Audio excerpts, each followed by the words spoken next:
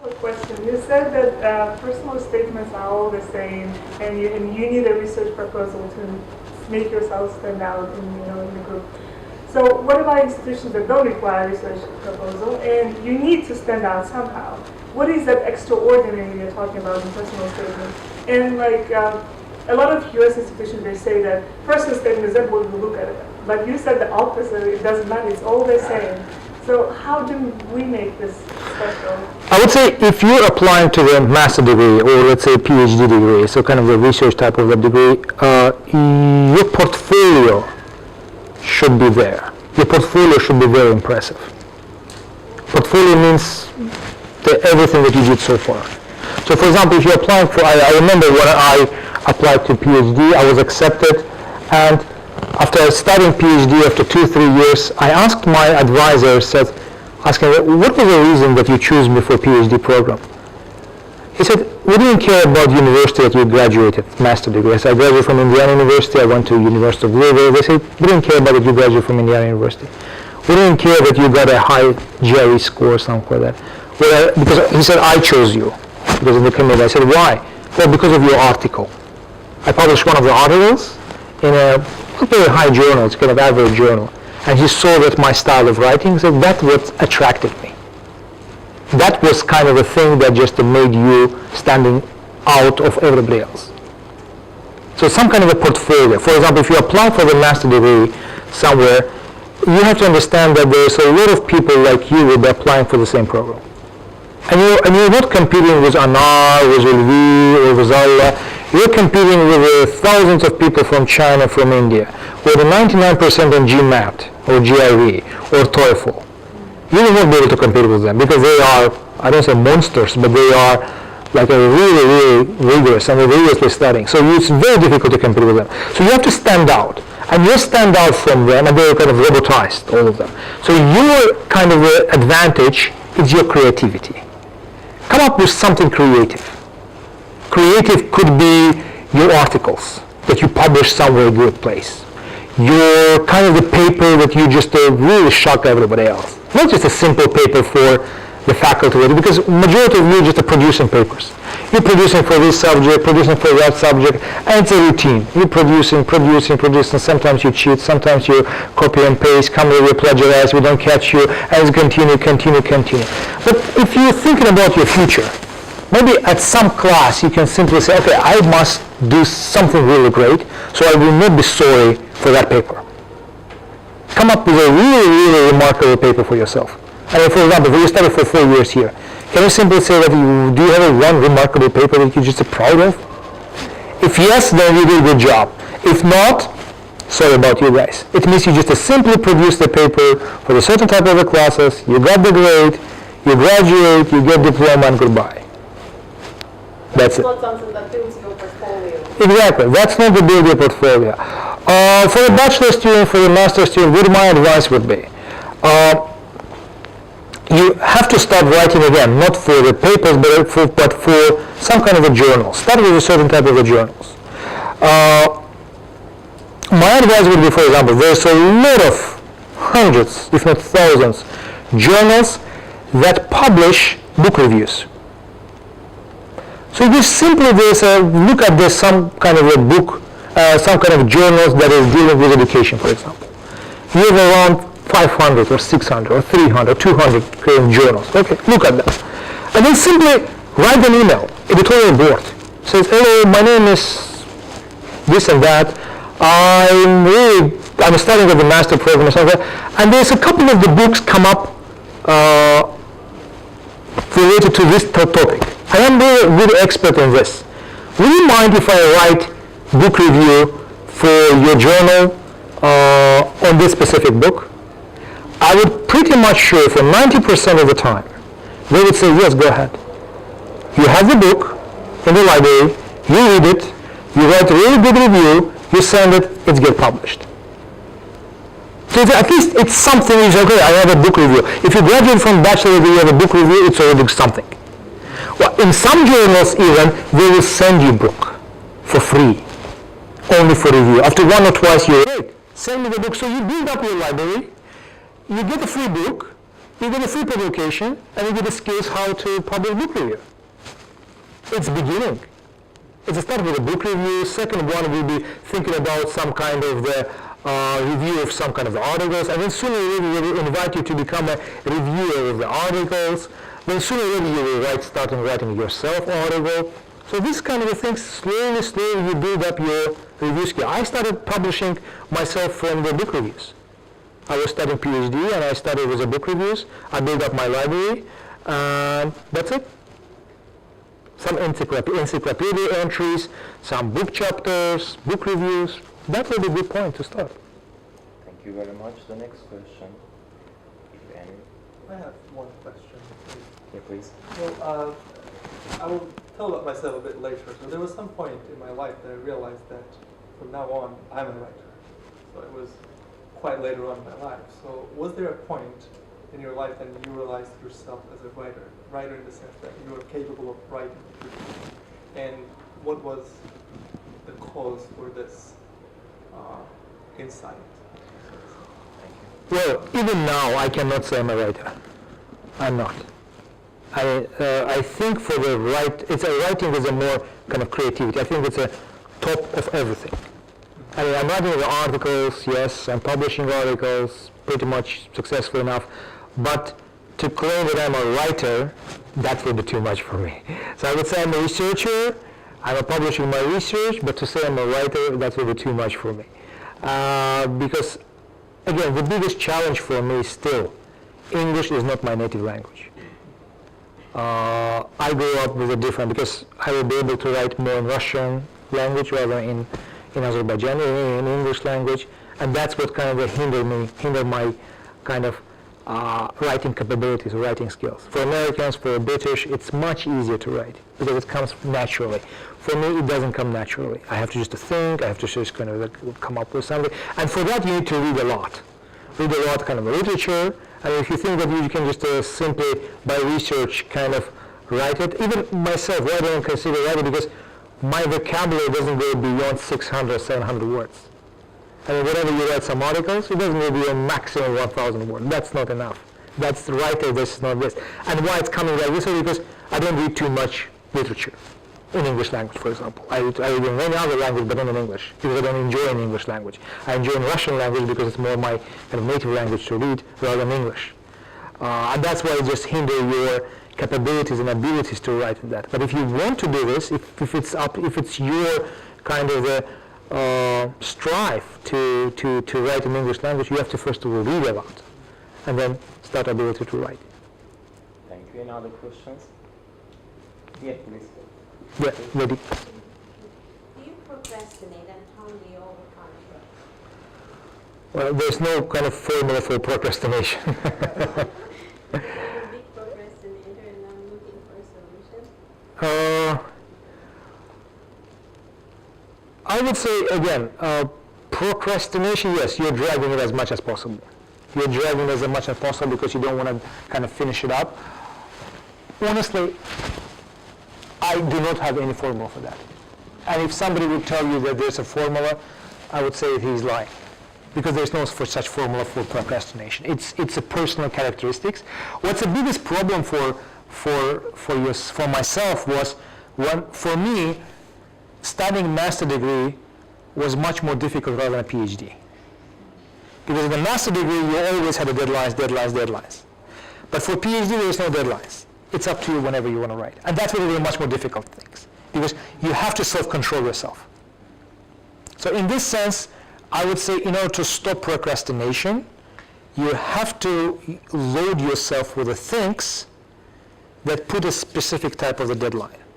If you don't have a deadline for yourself, at least, then you will procrastinate. Because, for example, if you decide to write a master thesis, and if you're a procrastinator, then ask your supervisor to say, okay, January 31st, it's a first draft. End of the February, second draft. End of the March, third draft. End of the April, fourth draft. That's how you will just push it up. Otherwise, I mean, to think about yourself that, okay, I'm going to do it, you will take at least 5 or 6 months before you just wake up, and then you'll get, I know so many colleagues of mine who were studying PhD, but most of them fail. I mean, we entered the PhD program, there was 28 of us, we finished only 13. 15 drop out. Not because they started bad, but simply because they procrastinated so much there was no sense for them, because they say, okay, they found a job, they did this, they didn't just follow on. It requires highest level of the self-control. And again, there's no formula for procrastination, against procrastination. Yes, I'll have a question. I have more of a question that probably would be interesting for teachers, but how as an academician, how do you juggle teaching, writing, and administrative work? Well, that's why I try to run away from administration as much as you can. Teaching. Let me just tell you, it's not a secret, but I would say that I'm most productive in my research when I'm teaching. When you are not teaching and doing research, you are not going to be productive. Forget about that. So I would say 70 or 80% the faculty supposed to receive their ideas, new inspiration comes from the students. So if you think that this semester I'm not going to teach, I'm going to only research, forget about that. You will not be able neither to research or do nothing. You will not be able to do that. But if you teach, I'm not worried about overloading yourself with 5 classes, but if you teach 1 course or maximum 2 courses, I think that's a moment when you'll be most productive, because most of the great ideas comes from the students. Most of the kind of inspiration to you come from your students. If you do not communicate with your students on that, and it's good that you're supposed to teach things that you know best. For example, I'm writing, let's say, in urban studies, and I'm teaching urban planning, and I'm getting a lot of new ideas from the students that I'm going to use in my research. For example, I'm teaching project management. It's not my sphere of interest, so even if I'm getting some idea, I'm not going to use it because it's not my topic. But urban studies, yes, I get great ideas. And then most of the ideas come from the students. So you just using these ideas, okay, this guy said really genius things, okay, I'm going to use it. And it's not the plagiarism, of course, just simply using this idea, and you becoming more productive in that sense. So teaching and research must be not separated. I mean, of course, I'm talking about limited teaching. I'm talking about 4 or 5 classes. But administration is completely disastrous. It's going to kill you. It's not going to just let you just survive. So just try to stay as much as possible away from administration. Any questions? I do have a question I Go want ahead. to ask. So the first thing that students are assigned a paper, the first thing most of them, if not all of them, they think that what they think for is the citations. For instance, I as a student, I do have some, not problems, I know how to cite. But the thing is that you do read so many papers that sometimes you get lost among them, and you say, how am I going to cite it? So have you ever felt this kind of experience, or how do you cope with that, like citation? Well, the problem is, again, you never know when you're right or wrong with citations. There's 2 things. Okay, for example, when I'm checking the papers of the students and there's no citation, of course, I'm not immediately screaming that it's a plagiarism or something like that. I mean, you have to kind of distinguish between the students who deliberately copy and pasted and didn't give a citation. That's called plagiarism. Or sometimes the students really forgot to do this, or he thought that this is not so important or something like that. This is second thing. So you shouldn't just punish for that. You just explain that. But if you see that deliberately did it, yes, just to go after him. And even with me, I mean, when I just write some article, it's also a mistake. You're keeping all citation to the end. You finish and then start to citation. That's the wrong thing. Cite immediately once you finish, once you just put something. Because otherwise, at the end, you will miss this point. You will not have enough time, or you have a research assistant, you will give him all the book and say, go and find these articles and just cite them. That's the only thing that you can do. But if you're writing yourself, then do it immediately. And I think the library has a really good system, Mendeley system, when you just go inside, when you click on something, it immediately come up with a citation. So it's a lot of kind of the programs that help you to cite this type of things. Thank you very much. Any other questions? I Go ahead. have another question.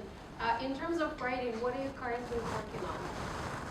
Now nothing, because I was teaching 4 classes this semester, but my project is waiting for me. It's about gentrification in Baku. Gentrification means it's an urban revitalization, urban development. I'm looking at the case of Sovetskaya, how this gentrification whether it's a increasing or decreasing poverty level in Baku.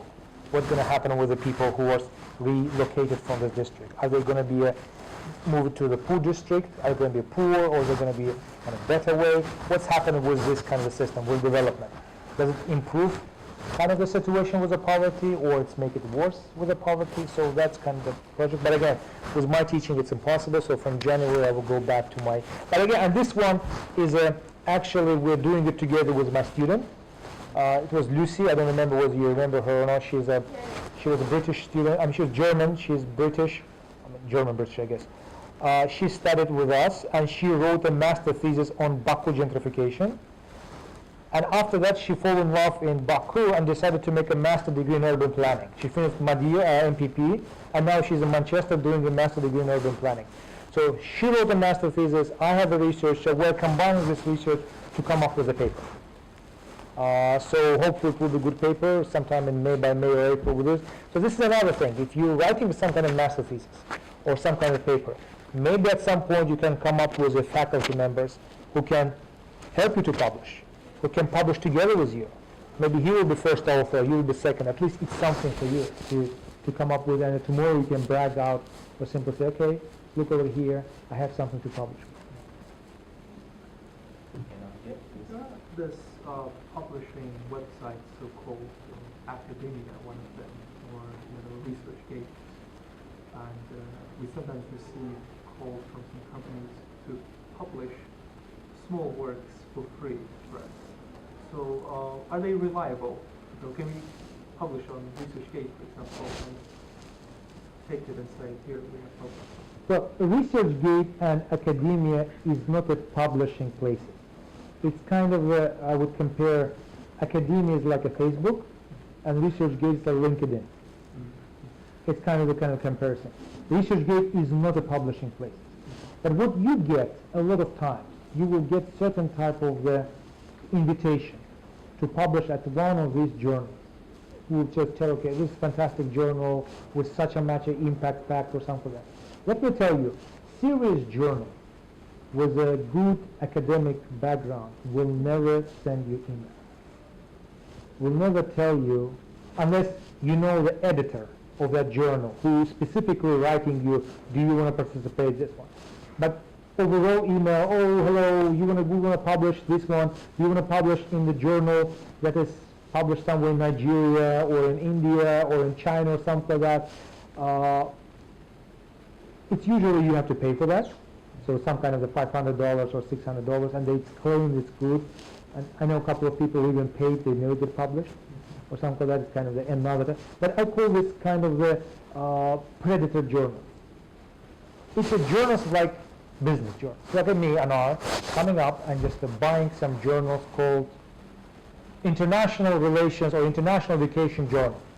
And I start to come and say, okay, do you want to publish in my journal? Okay, give me money, I will just publish it. Because everything is legal. It's nothing illegal. I publish, you take it and show your supervisor, oh, I published an international journal that's published somewhere in, I don't know, Macedonia, Croatia, Poland, and Romania. There's a lot of journals over there like this one. But they are not credible. They doesn't have a certain type of the impact factor. They don't have a kind of the credentials. They may have an ISBN, they may have an editorial board, they will say, we're peer reviewed. Peer reviewed means, well, we'll send it to someone, but doesn't mean it's a quality journal. So you have to be really careful what is a quality journal, what is not. And again, they will not come after you, not because you are not very good experts, but simply they don't know you. Only if you are really high level kind of academician, they will just send you email, do you want to write articles over here? But other than that, be careful with that. Questions, please? I have one more question. So you mentioned that you will be, in near future, you will be working in collaboration with a master's student on a paper. What's your experience with collaborative writing? Is it very common in academia? Yes. As I said that again, if we publish this article with my student, that would be really great, because she made a great research, but she cannot publish by herself because she doesn't have enough credentials. I have a credentials, but I didn't make research, so we can combine her work with my work together. We'll come bring together and here is a paper. So I think the master thesis, collaboration with the master thesis, that's a good thing. With the bachelor students, it could be possible, with the kind of the lower level things, but with the master students, I think the ideally will be to publish your master thesis in some really good journal, if you really want it. What about fellow professors and other colleagues? Yes, I mean, 2 of my articles I published with a professor from Syracuse University. She's also expert in the post-Soviet cities. I gave my contribution from Baku. She gave contribution from the Kazakhstan and Turkmenistan, something like that. So that's what we combined together. Very good paper. And what's really good was fellows from the abroad that they have better connections than you are. So she has a really great connections. So because of her, I was able to publish in good places. Other than that, alone, I would run it possible, okay, somebody from Azerbaijan would have published in some really high journal, well, not enough. But if you have some really good person from the United States, from Europe, that's a good chance for you to have a higher chance of getting published. Thank you very much. Any other questions? If not, you know my office. You're Yeah. more than welcome to come whenever you want to We my are office. just expressing our gratitude for Anar Valiyev for showing that. Dr. Anar Valiyev was our first higher ICD speaker. Thank you so much. We hope that you are Pleasure, also sir. going to come. Thank you.